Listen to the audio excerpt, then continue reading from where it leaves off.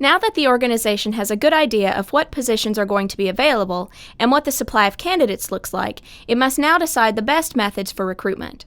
Recruiting is a more complex activity than most managers believe. Recruitment efforts should make sense in terms of the company's strategic plan.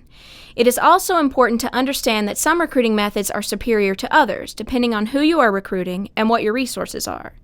The success you have with your recruiting actually depends on a number of factors.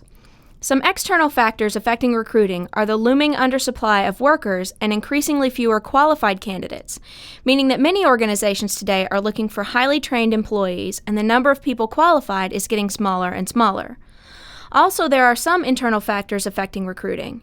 One is the consistency of the firm's recruitment efforts with its strategic goals. For example, if the firm's goal was to open a new manufacturing plant, which will require over 500 new employees, then the recruitment methods chosen need to generate a large number of applicants.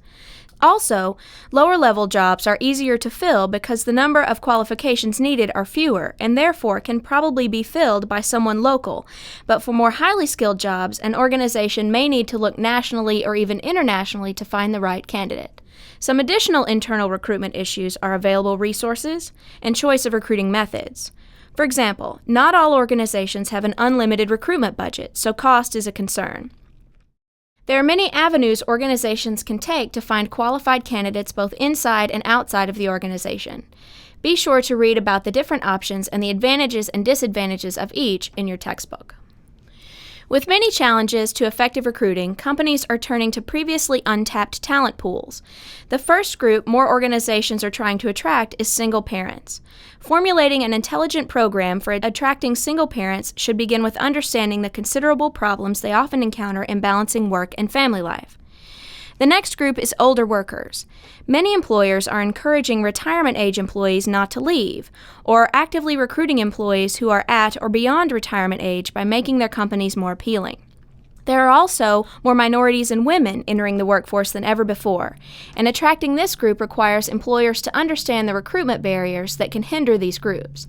For example, many minorities do not meet the minimum job qualifications and may need some additional training. However, this added investment on the front end can pay off for the organization in creating extremely hardworking and loyal employees.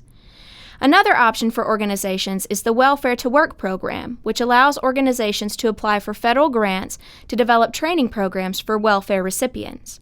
The Federal Personal Responsibility and Welfare Reconciliation Act of 1996 prompted many employers to implement programs to aid in bringing people off of welfare. Lastly, disabled individuals can bring a wealth of knowledge and experience to organizations, in many cases with only minor accommodations. Employers can do several things to tap into this huge potential workforce.